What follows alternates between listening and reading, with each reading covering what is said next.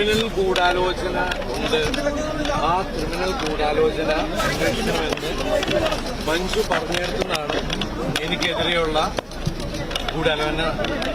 കോടതി വിധി കേട്ട് പുറത്തിറങ്ങിയ ദിലീപ് ആദ്യം തന്നെ തുറന്നു പ്രതികരിച്ചത് തന്റെ ആദ്യ ഭാര്യയായ മഞ്ജു വാര്യർക്കെതിരെയാണ്. മഞ്ജുവാണ് തനിക്കെതിരെയുള്ള ഗൂഢാലോചനയ്ക്ക് പിറകിലെന്ന് ദിലീപ് ഒരു മാസ് പ്രസംഗം തന്നെ കാഴ്ചവെച്ചു. സംഭവം നടന്ന കാലം മുതൽ ഈ 8 വർഷവും അതിജീവിതയ്ക്കൊപ്പം കട്ടയ്ക്ക് നിന്ന ആളാണ് മഞ്ജു.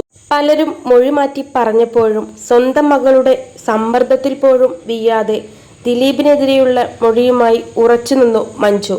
ദിലീപിന് അതിജീവതയായ പെൺകുട്ടിയോട് ഇത്രയും അധികം ആനപ്പകയുണ്ടാവാൻ കാരണം താനും കൂടിയാണെന്ന ചിന്ത മഞ്ജു വാര്യരെ അലട്ടിയിരുന്നു.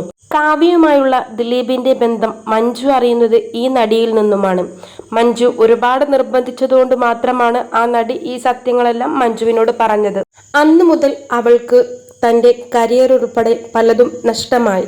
അന്നു മുതൽ ഒരു സഹോദരിയെ പോലെ തന്നെ മഞ്ജു അതിജീവിതയ്ക്കൊപ്പം എപ്പോഴും കൂടെയുണ്ട്.